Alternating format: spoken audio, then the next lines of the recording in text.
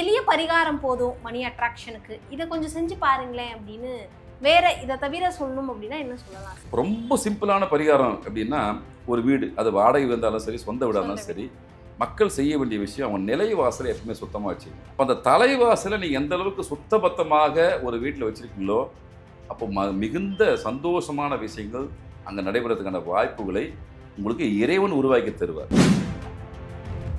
ஜாதக ரீதியாக உங்கள் விஷயத்தை யார்கிட்ட பார்த்துங்க. நமக்கு நடக்க போகிற விஷயத்த ஒரு வழிகாட்டின்றது ஜாதகம் தான். நீங்கள் பார்க்கலன்னா அதான் நடக்கும், பார்த்தாலும் அதான் நடக்கும். அதான் யதார்த்தமும் கூட. அதே மாதிரி பரிகாரத்து மூலியமாக அனைத்தையுமே சரிப்படுத்துகிற வாய்ப்புகள் இல்லை. இங்கே நீங்கள் பயன்படுத்தாத பொருட்களை நீங்கள் அதிகமாக உபயோகிக்க வாஸ்து தோஷம் அப்படின்றது இயல்பாக உங்கள் குடும்பத்துக்கு வந்துடும். அதன் மூலியமாக நிச்சயமாக உங்கள் வீட்டுக்குள்ளே வாஸ்து தோஷம் ஏற்படும். வாஸ்து தோஷம் ஏற்பட்டுச்சுனாலே உங்கள் ஜாதகத்தில் இருக்கிற தோஷங்கள் ஆக்டிவேஷன் ஆகிடும். பிளாஸ்டிக்கை நீங்கள் அதிகமாக பயன்படுத்தி வீட்டில் சேகரித்து வைக்க அதுவும் ஒரு வாஸ்து தோஷமாக மாறும். தேவையற்ற விஷயங்களை தடுத்துடணும். குறைவான பொருள் நிறைவான வாழ்க்கையை தரும். வீட்டில் புறாக்களுக்கு ஒரு தெய்வீக சக்தி உண்டு, ஒரு கம்யூனிகேஷன் சக்தி உண்டு. காக்கைக்கு எந்த அளவுக்கு விஷயங்கள் இருக்குதோ அதே மாதிரி புறாக்களுக்கும் ஒரு சில விஷயங்கள் உண்டு. புறாக்களுக்கு உணவு அதிகமாக போடுங்க. அது மூலிமா உங்களுக்கு நிறைய பாசிட்டிவான எனர்ஜி கிடைக்கிறத நீங்கள் அனுபவத்தில் பார்க்கலாம். ஆதன ஆன்மீகம் நேயர்களுக்கு ஷாம்லாவின் அன்பு கலந்த வணக்கங்கள். நம்ம ஆதன ஆன்மீகத்துல ஆன்மீகம் சம்பந்தப்பட்ட பல கேள்விகளுக்குமே தினந்தோறும் ஒவ்வொரு வகைகளில் பதில்களை பார்த்துக்கிட்டு இருக்கோம். அந்த வகையில ஜோதிடம் ரீதியாகவும் ஆன்மீகம் ரீதியாகவும் நிறைய பயனுள்ள தகவல்களை தொடர்ந்து நம்மளுடைய நேயர்களுக்காக பகிர்ந்து கொள்ளக்கூடிய பாலாறு சுவாமிகளையே இன்னைக்கு நம்மோடு இணைஞ்சிருக்கிறாரு. நிறைய விஷயங்களை கேட்டு தெரிஞ்சுக்க போறோம். வணக்கம் சார். வணக்கம்மா. எப்படி இருக்கீங்க சார்? நல்லா இருக்கம்மா. சமீபத்தில் இந்த மணி அட்ராக்ஷனை பற்றி ஒரு விஷயம் பேசியிருந்தோம். இந்த லவங்கத்தை பற்றியும் பட்டையை பற்றியும் நிறைய நல்ல ரெஸ்பான்ஸ், நல்ல கமெண்ட்ஸையும் பார்க்க முடிஞ்சிருந்தது. எல்லாருக்குமே பெரும் தேவை அப்படின்னா அந்த பணம் அப்படிங்கிறதான். பொருளாதாரத்துக்காக தான் நம்ம எல்லாருமே ஓடுறோம். இந்த எளிய பரிகாரம் போதும் மணி அட்ராக்ஷனுக்கு, இதை கொஞ்சம் செஞ்சு பாருங்களேன் அப்படின்னு வேற இதை தவிர சொல்லணும் அப்படின்னா என்ன சொல்லலாம்? நிறைய விஷயம் இருக்குமா. ஜாதகத்தை தாண்டி நிறைய விஷயம் இருக்குது. ஜாதகத்தோட பின்னி பிணைஞ்ச விஷயங்கள் இருக்குது. பணம் மனிதனுக்கு அத்தியாவசியமான ஒரு விஷயம். அது நியாயமான முறையில் வரக்கூடிய விஷயத்தை தான் நம்ம சொல்கிறோம். நம்ம சொல்ல எல்லாமே சித்தர்கள் சொல்லி போனோம். சின்ன சின்ன டிப்ஸ் தான். இப்போ நம்ம சொல்கிற விஷயம் எல்லாமே ஒரு கட்டத்தில் எல்லாருமே இன்னி வரைக்கும் செயல்படுத்தக்கூடிய விஷயங்கள் தான். புதுசாக ஒருத்தர் கண்டுபிடிச்சி எத்தனை விஷயம்லாம் எதுவுமே கிடையாது. அதாவது பொதுவாக என்னென்னா, எனக்கு தெரியலன்றதுக்காக உலகத்தில் யாருக்குமே தெரியாதுன்னு சொல்ல முடியாது. அதே மாதிரி எல்லாருக்குமே தெரிஞ்ச விஷயத்தை தெரியாமல் வந்துடும். நிறைய பேருக்கு அவங்க தெருவில் இருக்கிற கோயிலே தெரியாது. நிறைய பக்கத்து வீட்டு நிறைய பேர் தெரியாது. ஆனால் உலகத்தை பற்றி எல்லாம் தான் பேசுவாங்க. உலக ஞானம், உலகம் எல்லாத்தையும் பற்றி பேசுவாங்க. ஆனால் பக்கத்தில் இருக்கிற நம்ம வீட்டுக்கு நடக்கிற விஷயமே அவங்க தெரியாது. இப்போ கூட அது உதாரணம் சொல்ல போனால், அரசியல் ரீதியான ஒரு கருத்து இந்த விஷயம் டாப்பிக்காக. இப்போ திமுகவுடைய கூட்டம் சமீபத்தில் நடந்துச்சு. அதில் திமுக தலைவர் பேசியிருந்தாரு, நம்ம சுய பரிசோதனை பண்ணணும், நம்ம எல்லா இடத்துலையுமே கண்காணிச்சிருந்தோம், ஆனால் ஒரு சில இடத்துல நம்ம இடத்துல இருக்கிற விஷயத்தை நம்ம தவற விட்டுட்டோன்னு சொல்லியிருந்தாரு. அந்த மாதிரி தான் இங்கே எல்லாருக்குமே எல்லாம் தெரியும்னு சொல்ல முடியாது. வாழ்வியல் ரீதியாக நம்ம நிறைய விஷயம் நம்ம தெரிஞ்சுக்கணும்னு நினச்சிருப்போம். ஆனாலும் அது எந்த பலனும் இருக்காது. அப்போ சுய பரிசோதனை அப்படின்ற விஷயத்த முன்னோர்கள் செஞ்சாங்க. அதுக்காக தான் இந்த உதாரணத்தை சொல்ல வரேன். தன்னை சுய பரிசோதனை பண்ணினாங்க. எந்த மூலிகை எதுக்கு வேலை செய்யும் ஆய்வு பண்ணாங்க. ஆய்வு பண்ணி பண்ணி பண்ணி பண்ணி அதில் கிடைச்ச அனுபவங்களை தான் தொகுத்து ஓலைச்சுடி வாயிலாகும், புத்தகங்கள் வாயிலாகும். அந்த காலத்து ஓலைச்சுடி, இப்போ புத்தகங்கள், இப்படி பல பரிமாணங்களாக வந்துச்சு. அப்போ நம்ம அதை ஏன் முழுமையாக நம்புகிறோம் அப்படின்னா, நம்ம ஒரு மணி நேரம் கிடக்கிறதுக்கே ஒரு பெரிய சங்கடம். அவங்களாம் பல நூற்றாண்டுகள், பல ஆண்டுகள் கடுமையாக தவம் இருந்து அந்த தவ பலன் மூலமாக கிடைச்ச அனுபவத்தை தான் ஓலைச்சுவடியில் குறிப்பாக இது வச்சாங்க. அதில் மனிதனுக்கு தேவையான விஷயங்கள் தான் தேவைப்படும். அவங்களுக்கு கலிகாலத்தில் என்னென்ன தேவை மனிதனுக்கு தேவைன்னு தெரியும். எதெல்லாம் அவங்களுக்கு கொடுக்கணும் கொடுக்கக்கூடாதுன்னு சொல்லி வச்சாங்க. அதுதான் வார்த்தையில் சொல்லுவாங்க, பாத்திரம் இருந்து பிச்சை இடு, ஆத்தில் போட்டாலும் அளந்து போடணும். அதுக்கு பல காரணங்கள் உண்டு. பந்திக்கு முந்து அப்படின்றது விஷயம்லாம் பல விஷயங்கள் உண்டு, நுணுக்கமான விஷயங்கள் எல்லாமே. அப்போ அந்த நுணுக்கமான விஷயத்தை அவங்க ரொம்ப எளிமையாக நம்மளுக்கு கொடுத்துட்டு போயிருக்காங்க. அப்போ அந்த எளிமைப்படுத்தின விஷயம் தான் நடுத்தர மக்களுக்கு பெரிய பொக்கிஷம், வரப்பிரசாதம், அட்சய பாத்திரம்னு சொல்லுவோம் நம்ம. ஏன்னா மேல்தட்டு மக்களுக்கு பிரச்சனைகள் மேல்தட்டு வர்க்கமாக இருக்கும். அவங்க அதை எதிர்கொள்ளக்கூடிய சக்தி அவங்களுக்கு இயல்பாக இருக்கும். ஏதோ உள்ள அவங்கள சரி பண்ணிக்குவாங்க. ஆனால் உண்மையிலேயே கடுமையான பாதிப்புக்கு உள்ளார நடுத்தர மக்கள் தான். இந்த பக்கமும் இல்லாமல் அந்த பக்கமும் இல்லாமல் வாழ்க்கை முழுக்கமே ஒரு போராட்டத்திலேயே இருப்பாங்க. இதில் இறைவன் அவ்வப்போது ஒரு வழியை காமிப்பார். அந்த வழியை கெட்டியமாக பிடிச்சிடணும். நம்ம திரும்ப அதுதான் சொல்கிறோம், ஜாதக ரீதியாக உங்கள் விஷயத்தை யார்கிட்ட பார்த்துங்க. நமக்கு நடக்க போகிற விஷயத்த ஒரு வழிகாட்டின்றது ஜாதகம் தான். நீங்கள் பார்க்கலனாலும் அதான் நடக்கும், பார்த்தாலும் அதான் நடக்கும். அதான் யதார்த்தமும் கூட. அதே மாதிரி பரிகாரத்து மூலியமாக அனைத்தையுமே சரிப்படுத்துகிற வாய்ப்புகள் இல்லை. அது ஒரு பக்கம் இருக்கட்டும். இப்போ நம்ம பொருளாதாரம் சார்ந்த விஷயங்கள் வேணும். அப்போ நம்ம ஏற்கனவே கல் உப்பு சொல்லியிருக்கோம், நிறைய விஷயம் சொல்லியிருக்கோம்னா அவ்வளோ விஷயத்த மக்கள் பயன்படுத்தியிருக்காங்க, முன்னோர்கள் பயன்படுத்தியிருக்காங்க. இன்னும் எளிமை அப்படின்ட்டு நிறைய விஷயத்தை நம்ம அனுபவத்தில் பார்க்குற விஷயம் தான் கொடுக்குறோம்.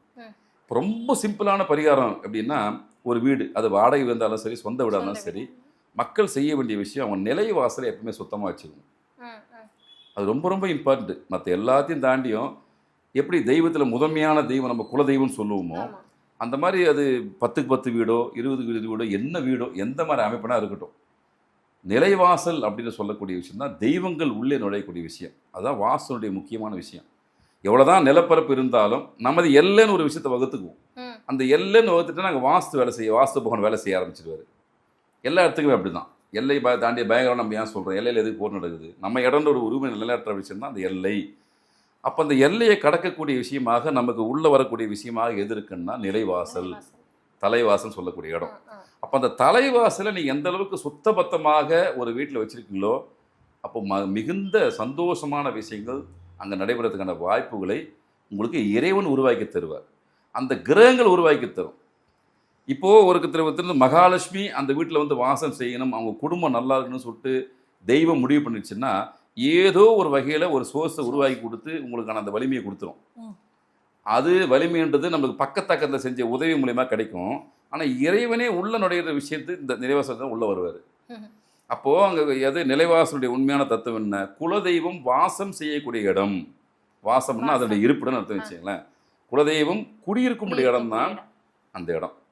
அப்போ எந்த தெய்வமாக இருந்தாலும் ரிசீவ் பண்ணி உள்ளே கொண்டு போகக்கூடிய பங்களிப்பு குலதெய்வத்துக்கு உண்டு. துஷ்ட சக்திகள் வரும்போது அதை விளக்கக்கூடிய தன்மையும் அதுக்கு உண்டு. அப்போது எந்த ஒருவர் தன்னுடைய நிலைய வாசலை தூய்மையாக சுபிட்சமாக வாசனை திரவியத்தோடு வைத்துக் கொள்கிறார்களோ அவங்களுக்கு சுபிட்சங்கள் நடப்பதற்கான அனைத்து நல்ல விஷயங்களும் கிடைக்கும்.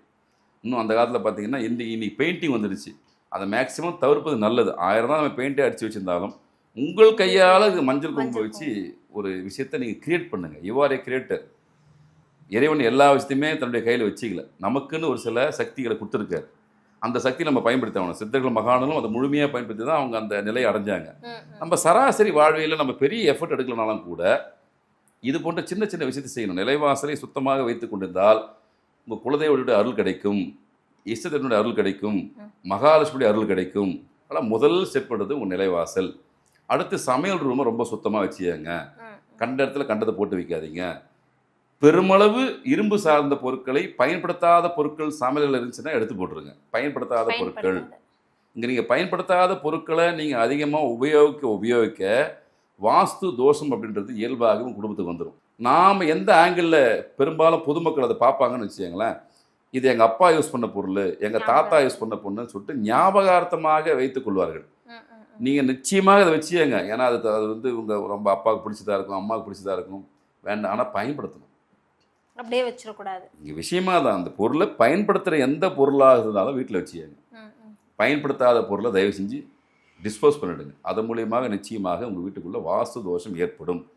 வாஸ்து தோஷம் ஏற்பட்டுச்சுனாலே உங்கள் ஜாதகத்தில் இருக்கிற தோஷங்கள் ஆக்டிவேஷன் ஆகிடும். சப்போஸ் சர்பதோஷம் இருக்குதுன்னா அது கொஞ்சம் கூடுதலாக பலன் கொடுக்கும். செவ்வாய் தோசை இருந்துச்சுன்னா கொஞ்சம் கூடுதலாக பலன் கொடுக்கும். தோஷங்களுக்குலாம் ஹெட் வந்து இப்போ வாஸ்துன்னு வச்சுக்கலாம். கண்டிப்பாக வீட்டுக்குள்ளே இருக்கிற பொருட்களை வச்சு தான் ஒவ்வொரு கிரகங்களும் இயங்கும். உணவு மூலியமாக தானே கிரகங்கள் இயங்கும். ஒரு பொருளுக்கும் ஒரு கிரகத்தோட தன்மை இருக்குல்ல. நம்ம போட்டுக்கிற ட்ரெஸ்ஸுலேருந்து வச்சுக்கிற குங்குமத்துலேருந்து விபூதி வரைக்கும் எல்லாத்துக்குமே ஒரு கிரகனுடைய ஆழம் இருக்குல்ல. அங்கே பயன்படுத்தாத பொருட்கள்னால உங்களுக்கு டிஸ்டர்பன்ஸ் ஏற்படும். அப்போ என்ன பண்ணும், அந்த இடத்துல கெட்ட சக்திகள் உட்காரத்துக்கான விஷயங்கள் ஏற்படுத்தும். அந்த எண்ணங்களை உங்களுக்கு ஏற்படுத்தும். வீட்டில் சண்டை அதாவது கெட்ட ஆன்மாக்களுடைய வேலை என்னன்னா அது எப்படி இயல்பாக எப்படி இருக்குதோ அதே தன்மையோடு அந்த குடும்பத்தில் இருக்கிற மாற்ற தான் என்னோட வேலை. அப்போ நல்ல ஆன்மாக்கள் உள்ள வரும்போது என்ன நல்ல விஷயம் நடக்கும். அப்போது அந்த செயற்கைன்றது ஒரு சில பொருட்கள், அது இரும்பு பொருட்கள்லாம் ஒன்றா சேரும்போது அது பெரிய வாஸ்து பிரச்சனையாக மாறிடும். அதே மாதிரி பிளாஸ்டிக்கும் அதே மாதிரி தான். பிளாஸ்டிக்கும் அதிகமாக வீட்டில் வைக்கக்கூடாது. அதுதான் துணி பையை பயன்படுத்துறது நல்லது. அந்த காலத்திலே பார்த்தீங்கன்னா மஞ்சள் பை வச்சுன்னு இருப்பாங்க. சுபிட்சமான பல விஷயங்களுக்கு முன்னோடி அந்த மஞ்சள் பை தான். போன கவர்மெண்ட்டோட மஞ்சள் பை திட்டம்னு ஒன்று கொண்டு வந்தாங்க. அதுக்கப்புறம் அது பேரில் தான் இருந்து அதுக்கு முழுமையாக பயன்படுத்தினா தெரில, நம்மளும் கண்ணில் பார்க்கல, அது கைவிட்டாங்க. ஆனால் பெரிய ஆரோக்கியமான விஷயம் அந்த மஞ்சள் பை திட்டம் அப்படின்றது செஞ்சுருக்கணும். மக்களும் ஏன் அதை இது பண்ணுறாங்க தெரியல. அது ரொம்ப சுபிட்சமான ஒரு விஷயம் அது மஞ்சள் பைன்றது. அப்போ பிளாஸ்டிக்கை நீங்கள் அதிகமாக பயன்படுத்தி வீட்டில் சேகரித்து வைக்க அதுவும் ஒரு வாஸ்து தோஷமாக மாறும். தேவையற்ற விஷயங்களை தடுத்துடணும். குறைவான பொருள் நிறைவான வாழ்க்கையை தரும் வீட்டில். நிறைய பேர் நினச்சிக்கிறாங்க நிறைய பொருளை வாங்கி வச்சுக்கணும், நிறைய சாமி படத்தை வாங்கி வச்சுட்டாலே உங்களுக்கு எல்லா சாமி நிச்சயமாக கிடைக்காது. அதில் பொருட்களை எதுக்கெல்லாம் பயன்படுத்துகிற விஷயங்கள் அன்றாட தேவைக்கு எதை பயன்படுத்துகிறீங்களோ அதை தொடர்ந்து பயன்படுத்தி வரும்போது உங்களுக்கு சிக்கல்கள் பெருமளவு தவிர்க்கப்படும். அப்போது நம்ம முன்னோர்கள் பயன்படுத்திய எந்த சேர்னாக இருக்கட்டும், பேனாக இருக்கட்டும், எதுவாக இருந்தாலும் நீங்கள் பயன்படுத்த அது மேன்மையான நிலையை கொடுக்கும். பயன்படுத்தாமல் வச்சுருந்தீங்கன்னா நிச்சயமாக வாஸ்து தோஷம் ஏற்படும். அதுக்கப்புறம் கிரக தோஷமாக மாறி துன்பங்கள் கொடுக்க ஆரம்பிக்கும். இது ஒரு பக்கம். சமையலறை ரொம்ப சுத்தமாக இருக்கணும், ஏற்கனவே சொல்லியாச்சு. அது ரொம்ப சுபிட்சமான இடம் கண்டிப்பாக இருக்கணும். இரவு நேரத்தில் கண்டிப்பாக உணவை கொஞ்சம் மீத்து வைக்கணும். வீட்டில் கண்டிப்பாக மீத்து வைக்கணும். ஏன்னா அன்னபூரணி இரவில் பார்ப்பாங்களாம். சாஸ்திர சம்பிரதாயம் சொல்லுது, ஒவ்வொரு வீட்லேயும் அன்னபூர்ணேஸ்வரி பார்க்குமா என்ன தான் இருக்குது அப்படின்னு சொல்லிட்டு. கண்டிப்பாக உணவு கொஞ்சம் இருந்து அந்த உணவை காலையில் காக்கைக்கு வைக்கணும். உங்களோட கர்மா கழுத்துக்கான விஷயம் இப்படி ஷிஃப்ட் பண்ணலாம். உங்கள் கர்மாவுடைய அளவீடை குறைக்கிறதுக்கு இந்த இரவு நேரத்தில் வைக்கக்கூடிய உணவு, மீதி வைக்கக்கூடிய உணவை நீங்கள் காக்கைக்கோ உயிரினத்துக்கோ பரிமாறும் போது உங்களுடைய கர்ம வினை குறைக்கிறதுக்கான வாய்ப்புகளை அது உருவாக்கி தருகிறது அப்படின்னு நமது முன்னோர்கள் சொல்லியிருக்காங்க, சித்தர்கள் சொல்லியிருக்காங்க. அதில் கொஞ்சமாவது உணவை கொஞ்சம் நிமித்து வைங்க. அது காலையில் எல்லா உயிரினத்துக்கும் சேர்த்து, உயிரினம்னா நம்மளும் உயிரினம் தான், வீட்டில் கொஞ்சம் போடுங்க, பக்கத்தில் விஷயத்துக்கும் போடுங்க. புறாக்களுக்கு அதிகமாக போடுங்க. புறாக்களுக்கு ஒரு தெய்வீக சக்தி உண்டு, ஒரு கம்யூனிகேஷன் சக்தி உண்டு. காக்கைக்கு எந்த அளவுக்கு விஷயங்கள் இருக்குதோ அதே மாதிரி புறாக்களுக்கும் ஒரு சில விஷயங்கள் உண்டு.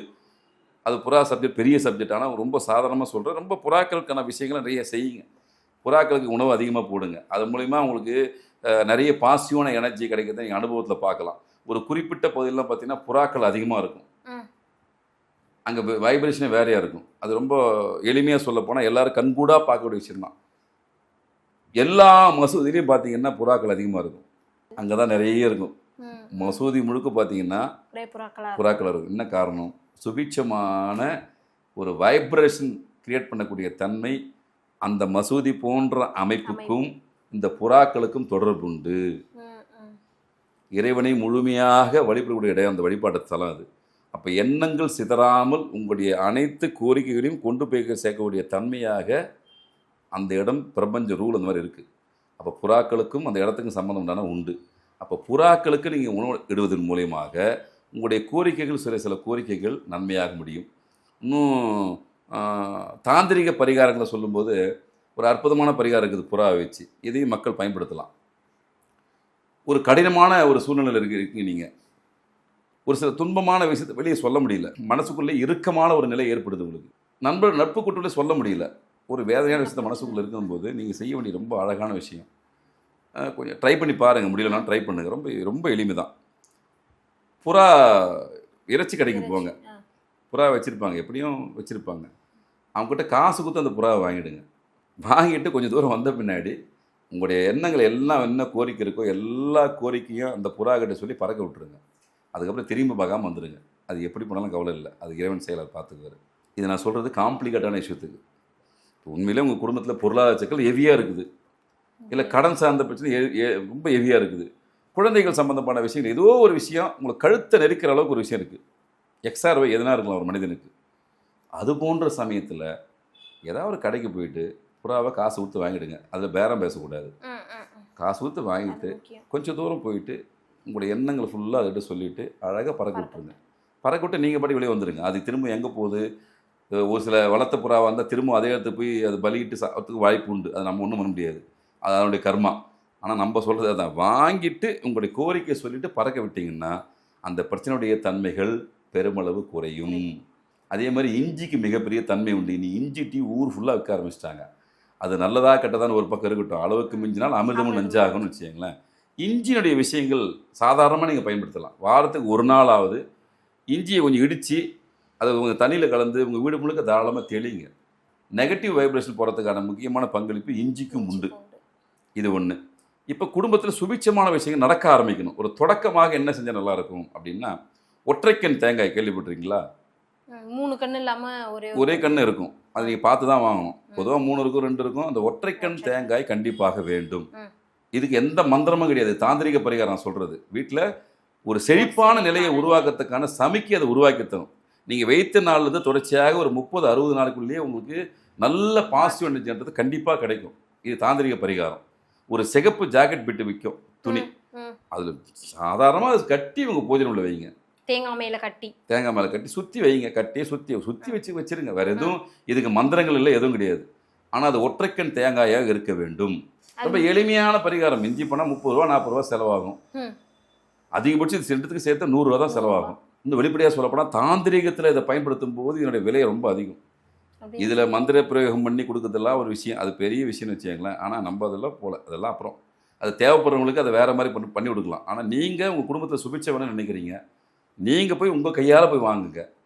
இது போன்ற உங்கள் வீட்டுக்கு தேவையான விஷயங்களை, அதுவும் ஆன்மீக பொருட்களை வாங்கும்போது எங்கேயுமே பேரம் பேசக்கூடாது, ரொம்ப முக்கியம். உங்களுக்கு நல்ல ஒரு வைப்ரேஷன் கொடுத்தா தான் வாங்குறீங்க, அங்கே போய் பார்கெயின் பண்ணி வாங்கக்கூடாது. இப்போ இந்த தேங்காவை வாங்க போகிறோன்னா சப்போஸ் 30 ரூபா சொல்கிறார், 40 ரூபா சொன்னாலும் வருத்தப்படக்கூடாது. என்னடா இவ்வளோ விலையாக இருக்குதுன்னு சொல்லி வருத்தப்படாது. அது விவசாயிகளுடைய விஷயம். நீங்கள் தான் 10 ரூபா எக்ஸ்ட்ரா கொடுத்துட்டு வரணும். நீங்கள் ஷாப்பிங் மாலில் போயிட்டு வரையே கேட்க முடியாது. ஸ்கேன் பண்ணி காசு கொடுத்து காத்து தான் ஒளிய வரணும். ஆனால் சராசரி விவசாயிகளை பார்த்தா நம்ம மக்கள் 1000 கேள்வி கேட்பாங்க. என்னப்பா இது கீரை இவ்வளோ விலையாப்பா அப்படின்னு 1000 கேட்பான், பிடிச்சி பார்ப்பான், இது சரியில்லையான்னுவான். இவ்வளோ விஷயம் எங்கே போய் பண்ணுவாங்க நம்ம மக்கள் அப்படின்னா, நடுத்தர மக்கள் விவசாயம் தான் பண்ணுவாங்க. அந்த தவறே மிகப்பெரிய பாவம், அதுவே பெரிய கர்மா சேர்ந்துடும். இல்லை அவங்ககிட்ட பேரம் பேசாமல் வாங்கி ஒரே ஒரு சிகப்பு தொழிலில் போட்டு அழகாக வீட்டில் வச்சிங்கன்னா உங்களுக்கு அன்றைய நாளிலிருந்து அற்புதமான தொடக்கமாக மாறும். நீங்கள் இப்போ சிறு வியாபாரிகளுக்கு ஒரு தகவல் சொல்கிறேன். சின்ன சின்ன வியாபாரம் பண்ணுறீங்க, எனக்கு அடுத்த கட்டமாக போகணும்னு நினைக்கிறீங்க. சரி, இறைவனுடைய அருள் உங்களுக்கு கிரகரீதியாக ஒரு சில நேரங்களும் சரியில்லை. நீங்களும் இப்போ ரொம்ப எளிமையான ஒரு பரிகாரத்தை செய்யுங்க. ஒரு வெள்ளை துணி ஒன்று வாங்கிக்கோங்க. வெள்ளை நூல் கிடையாது, வெள்ளை துணி.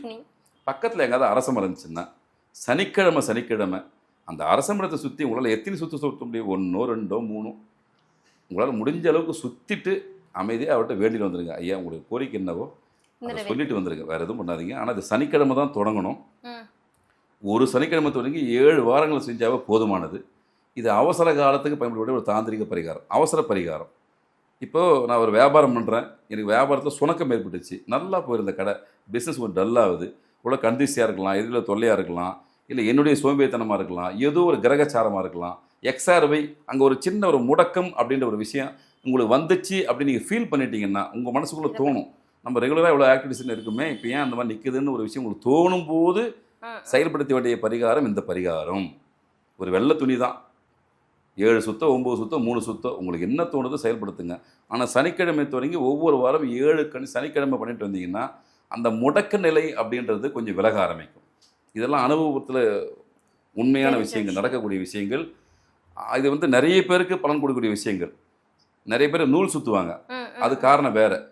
ஒவ்வொரு மரத்துக்கும் ஒரு சில வைப்ரேஷன் உண்டு, ஒவ்வொரு துணிக்கும் ஒரு விஷயம் உண்டு. நம்ம சொல்கிறது தொழில் முடக்கம், தொழில் முன்னேற்றம் சார்ந்த விஷயத்துக்கு இது எந்த தொழில் பண்றதா பரவாயில்ல. இப்போ நம்ம ஆஃபீஸில் ஒருத்தர் ஒர்க் பண்ணுறாருன்னு வச்சுக்கோங்க, பேச்சு சொல்ல வரேன், ப்ரமோஷனுக்காக எதிர்பார்க்குறாரு, நீண்ட நாளாக அந்த விஷயம் முடக்கமாக இருக்குது, இல்லை ஒரு அப்கிரேட் ஆகணும்னு நினைக்கிறாப்புல, அடுத்த லெவலுக்கு நம்ம போகணும், இதே கேட்டகரியில் நம்ம பல வருஷமாக ட்ராவல் பண்ணுறோமே அப்படின்ற எண்ணம் யாருக்கு இருக்கோ இறைவங்கிட்ட போய் மனசார ஒரு நியாயமான கோரிக்கை தான் இது, மற்ற விஷயத்துக்கு நியாயமான கோரிக்கை போயிட்டு சனிக்கிழமை செஞ்சுட்டு வரும்போது ஏதோ ஒரு அந்த 7 வாரத்துக்குள்ளே ஒரு விஷயம் நன்மையான விஷயம் நடந்து அது மூலியமாக உங்கள் வாழ்க்கையில் அடுத்த நகர்வுக்கு கொண்டு போகிற விஷயத்த இந்த தாந்திரிக பரிகாரம் செய்யுமான்னா செய்யும். இதெல்லாமே ரொம்ப யூஸ்வலாக கிடைக்கிற விஷயம். அதுக்கப்புறம் வீட்டில் ரொம்ப முக்கியமான பகுதி எது, அது சிறிய வீடாக இருந்தாலும் பெரிய வீடாக இருந்தாலும் வடகிழக்கு மூலை என்பது அதுதான் இறைவன் வசிக்கூடிய இறைவன் சொல்கிறான். ஒரு வீட்டிலேயே இறைவன் எங்கே வசிப்பார் அப்படின்றதுக்கு சொல்லக்கூடிய விஷயம் அந்த வடகிழக்கு மூலை தான். நம்ம பூஜை ரூம் வச்சு கும்பிட்றோம், அந்த நிலை வேறு, நிறைய படத்தை வச்சு கும்பிட்றோம், பூஜை பண்ணுறது விஷயத்தை தாண்டி இயல்பாகவே இறைவன் வசிக்கக்கூடிய இடம் எது அப்படின்னு சொல்லும்போது அந்த வடகிழக்கு மூலை. அப்போ அந்த வடகிழக்கு மூலை எவ்வளோக்கு எவ்வளோ சுத்தமாக வச்சுருக்கீங்களோ அவ்வளோக்கு நன்மை. எந்த பொருளுமே மேக்ஸிமம் இருக்கக்கூடாது, அது எம்டியாக தான் இருக்கணும். அந்த இடத்துல என்ன பண்ணலாம், சாதாரணமாக என்ன பண்ணலாம் அப்படின்போது அழகாக ஒரு நீர் ஊற்று மாதிரி இருக்கிற விஷயங்கள், நிறைய இப்போ செயற்கை நீர் ஊற்றுலாம் வரும்ல, நம்ம பார்த்துக்கணும்ல, அந்த மாதிரி விஷயத்த ஒன்று வச்சா போதும். இல்லை பூக்கள் நிரம்பிய ஒரு பவுலில் ஒரு பூக்கள் போட்டு வைக்கலாம். இந்த 2 தான் செய்யணும். அங்கேயும் நீ அதிகப்படியான பொருளை வைக்கக்கூடாது, பொருளே வைக்கக்கூடாது. இருந்தாலும் அது இறைவன் வாசகம் செய்யக்கூடிய இடம் அப்படின்றதுனால உங்களுக்கு பிடிச்ச பூக்களை அவருக்கு ஒரு அபிஷேகம் பண்ணுற மாதிரியோ அர்ச்சனை பண்ணுற மாதிரியோ பாவனை செய்து கொண்டு வைப்பது நல்லது. சப்போஸ் ஒருத்தர் வந்து வீட்டில் வந்து ஒரு முருக பக்தராக இருக்கார், காளி பக்தராக இருக்கார், அம்மன் பக்தராக இருக்கார், பக்தியோட நிலைக்கு அடுத்தடுத்து போட நினைக்கிறாரு, நிறைய மந்திரங்கள் உபயோகம் பண்ணுறாருன்னு வச்சுக்கோங்களேன். அவங்களோட சொல்லக்கூடிய டிப்ஸ் இதுதான். நீங்கள் மந்திர உபாசனை எடுக்கிறீங்க, மந்திர ஒளிகளை பயன்படுத்துகிறீங்கன்னும் போது கண்டிப்பாக அந்த வடகிழக்கு மூலையாண்டு இருந்து பண்ணும்போது உங்களுக்கு கூடுதல் பலன் கிடைக்கும். உங்கள் பூஜை ரூமை தாண்டி வடகிழக்கு போய் பண்ண நீங்கள் சாதாரணமாக மண்டபத்தை சொல்ல வரல, மனமுருக வேண்டுவாங்கல்ல. வழக்கமாக நான் கந்த சஷ்டி படிக்கிற ஆள் அப்படின்னு சொல்லுவாங்க. நான் வந்து கனகதாரா சோசரம் படிப்பேன், அனுமன் சாதிசை படிப்பேன், ஆதித்ய இருதயம் படிப்பேன் அப்படின்னு ஒவ்வொருத்தருக்கும் ஒரு இஷ்ட தெய்வத்தை வச்சு பெருமாள் ஞாபகத்தை படிப்பேன்னு சொல்லுவாங்க இல்லையா. நான் விஷ்ணு சகசநாம படிப்பேன்னு சொல்லுவாங்க, லலிதா சகசநாம படிக்கணும்னு சொல்லுவாங்கல்ல. இது போன்ற நபர்களுக்கான கூடுதல் டிப்ஸ் தான் இந்த விஷயம்.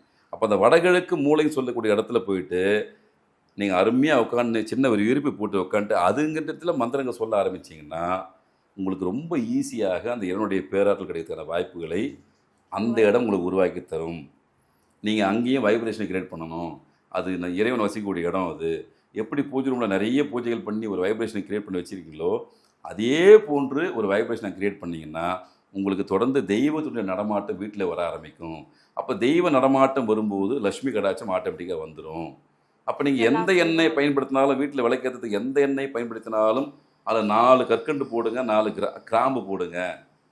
அதுவும் உண்மையிலே உங்களுக்கு வந்து ஒரு பாசிட்டிவ் எனர்ஜி கொடுக்குமான்னா கொடுக்கும். இது எல்லாமே வாழ்வியலில் ரொம்ப எளிமையாக ஆங்காங்கே கிடைக்கக்கூடிய பொருள். இது உண்மையிலே இதெல்லாமே வெற்றி பெற்றவங்க இன்னைக்கு வரைக்கும் செஞ்சுட்டு வெற்றி பெற்ற நபர்கள் கொடுக்கக்கூடிய விஷயங்கள் தான் இது எல்லாமே. நம்ம பரிச்சயத்த முறை எதையுமே எடுத்துக்கிறதும் கொடுக்கல, எல்லாத்தையுமே அனுபவத்தில் பார்த்து அது ரொம்ப சக்ஸஸ்ஃபுல் ரேசி பண்ண பின்னாடி தான் இதை மக்களுக்கு கொடுக்கணும்னு சொல்லிட்டு நினைக்கிறோம். கண்டிப்பாக பயன்படுத்துங்க. இதெல்லாம் அனுபவத்தில் வரக்கூடிய பரிகாரம். எதுவுமே இப்போ இந்த விஷயத்தில் எதுவுமே எங்கிட்டேருந்து நீங்கள் வாங்க வேண்டிய விஷயம் எதுவுமே கிடையாது. இப்போ சொல்ல கொடுத்த மரத்தில் இருக்கிறோம், நீங்கள் எளிமையாக கிடைக்கக்கூடிய பொருள் தான், சுற்றி கிடைக்கும். அப்போ அந்த பொருட்களை வச்சு நீங்கள் பரிச்சயத்த முறை செயல்படுத்த ஆரம்பிங்க. நிச்சயமாக ஒரு 30 நாட்களுக்குள்ளேயே ஒரு நல்ல ரிசல்ட் வந்து கண்டிப்பாக கிடைக்கும். அடுத்து இந்த நிலைவாசல் சப்ஜெக்ட் சொல்லும்போது ஒரு முக்கியமான விஷயத்தை மறந்துட்டோமா, அதையும் சேர்த்துக்கணும். கூடுதலான விஷயம், சனிக்கிழமை அது காலையோ அல்லது மாலையோ கடுகு எண்ணெய் தீபம் ஏற்றுங்க நிலைவாசலாண்ட. கடுகு எண்ணெய், எஸ், ஏன்னா அது சனீஸ்வர பகவானுடைய பிரித்து நம்மளுக்கு கிடைக்கணும், ஒரு சில கர்மாக்களை குறைக்கணும். கடுகு எண்ணெய் தீபம் ஏற்றுங்க. கொஞ்ச நேரம் தான் எரியும்னு வச்சுக்கோங்களேன். எரியும், அணையிற தருவாய் இருந்துச்சுன்னா அணைச்சிட்டு அந்த எண்ணெயெல்லாம் கொஞ்சம் சேகரித்து வச்சுட்டு அதில் வந்து ஏதாவது வீட்டில் பலகாரம் செஞ்சுட்டு அந்த பலகாரத்தை ஏழை எளிய மக்களுக்கு கொடுங்க. கடுகெண்ணெய் தான் ஏற்றணும், கொஞ்சம் பெருசாக வச்சு எங்கள் விளக்க, அப்போ தான் எண்ணெய் கிடைக்கும் உங்களுக்கு. ஓரளவு ஒரு 1 மணி நேரம் அந்த தீபம் எறியட்டும். தீபம் எறிய மீதம் எண்ணெய் இருக்கும் இல்லையா, அந்த மீதம் எண்ணெயை தொடர்ச்சியாக எல்லாத்தையும் ஒன்றா சேர்த்து, நான் சொல்கிறது ஒவ்வொரு வாரமும் சனிக்கிழமை செய்யணும், கிட்டத்தட்ட 7 வாரம் செய்யணும். ஒவ்வொரு வாரமும் நீங்கள் ஒரு சனிக்கிழமை தீபம் ஏற்றுறீங்க, கொஞ்சம் எண்ணெய் மீந்துடும், பாக்கெட்லேயும் கொஞ்சம் எண்ணெய் மீந்துடும், அதையும் வச்சுக்கங்க. இந்த விளக்குலும் கொஞ்சம் எண்ணெய் மீந்துடும், எல்லாத்தையும் 2 கம்பைன் பண்ணி சேர்த்து வச்சுக்கங்க. இப்படி 7 வாரங்கள் தொடர்ச்சியாக செய்து வந்து எல்லா எண்ணெய் ஒட்டு மொத்தமாக சேர்த்து அதில் ஏதாவது ஒரு எண்ணெய் பலகாரம் ஏதாவது செய்யுங்க. அந்த பலகாரத்தை ஏழை எளிய மக்களுக்கு எடுத்து கொடுத்துட்டீங்கன்னா உங்களுடைய பெருமளவு கர்ம வினை, அந்த சனீஸ்வர பகவானாக இருக்கக்கூடிய துன்பமான விஷயங்கள் கரைய ஆரம்பிக்கும். ரொம்ப அற்புதமான பரிகாரம், எளிய பரிகாரம் செய்யுங்க. அதுக்கப்புறம் வியாபார ஸ்தலத்துங்களுக்கு கொஞ்சம் இம்ப்ரூவ்மெண்ட் ஆகிறதுக்கு, குடும்பத்திலேயே நிம்மதி வர்றதுக்கு தாமரைப்பூ எல்லா இடத்துலையும் விற்குது.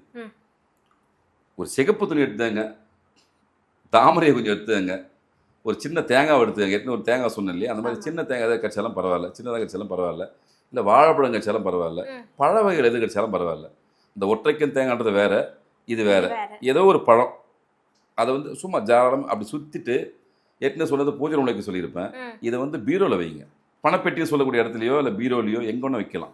இது பண வரவை ஈர்த்து தரக்கூடிய ஒரு அம்சமாக இருக்கும். தாமரை இலை தான், தாமரை பூல் தான் போயிடணும், சிகப்பு துணி, தாமரையும் ஏதோ ஒரு பழ வகைகள் வச்சுட்டு நீங்கள் அன்றைக்கி சாயங்காலம் கூட அந்த பழத்தை வாங்கி நீங்கள் அதை எடுத்துகிட்டு நீங்கள் சாப்பிட்டுடலாம்.